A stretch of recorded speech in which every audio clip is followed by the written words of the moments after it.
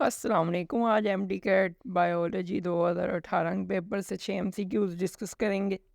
सबसे पहला MCQ है, the structures are involved in the break down of old organelles. मतलब ये स्ट्रक्चर्स जो ये इन्वॉल्व हैं ओल्ड ऑर्गेनेलिज, मतलब वो ऑर्गेनेली जो ख़त्म होने वाली है उसको डिकम्पोज या ब्रेक डाउन कर देते हैं।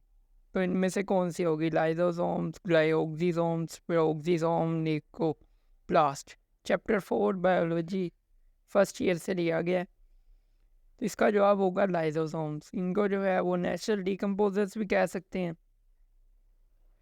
अगला सवाल है, the thickest chamber of human heart है। ह्यूमन हार्ट का जो सबसे मोटा चेम्बर है वो कौन सा है? Right atrium, left ventricle, right ventricle, left atrium.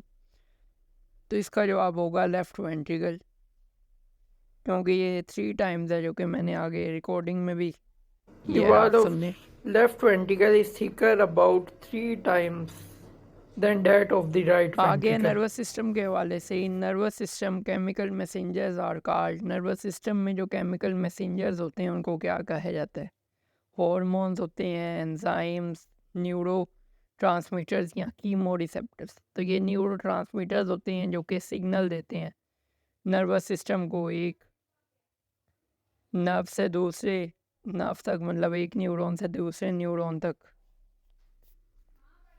आगे है, इन इम्यूनोग्लोबुलिन्स या antibodies, 2 light chains and 2 heavy chains are linked to each other by disulphide bonds, hydrogen bonds, ionic bonds, covalent bonds.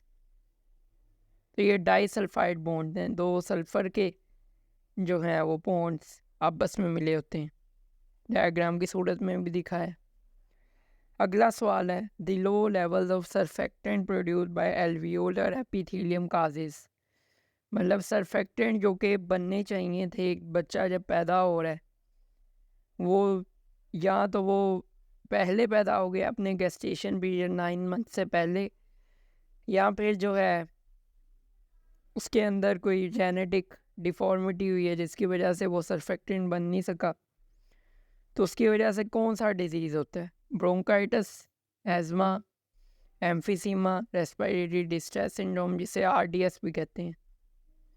तो ये रेस्पिरेटरी डिस्ट्रेस सिंड्रोम होगा। Surfactant ना होगा तो फिर उसकी वजह से जो है उसकी ब्रेथलेसनेस होगी, डिस्निया होगा। ब्रोंकाइटिस होता है जो ब्रोंक्यूल्स की इन्फ्लेमेशन होती है।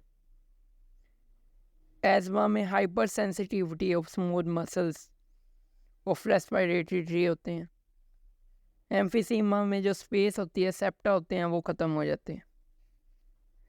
अब आखिरी सवाल है, वो भी नर्वस सिस्टम के हवाले से ही है। When a nerve impulse jumps from one node of Ranvier to the next in a myelinated neuron is called। मतलब एक नर्व इम्पल्स जो कि जंप कर रही है एक नोड ऑफ रेनवियर, जो कि एक गैप है एक माइलिनेटेड सेगमेंट का दूसरे माइलिनेटेड सेगमेंट से, जो कि ये एक साइंटिस्ट के नाम पे रखा गया जिसने इसको डिस्कवर किया था, one node of Ranvier to the next in myelinated neuron. तो उसे क्या कहेंगे जब नर्व इम्पल्स जंप करेगी एक नोड से दूसरे नोड तक, मतलब एक गैप से दूसरे गैप तक? Saltatory conduction, synapsis, membrane potential या रेस्टिंग पोटेंशियल? तो ये साल्टेटरी कंडक्शन होगी। तो ये 6 MCQs मैंने डिस्कस किए थे।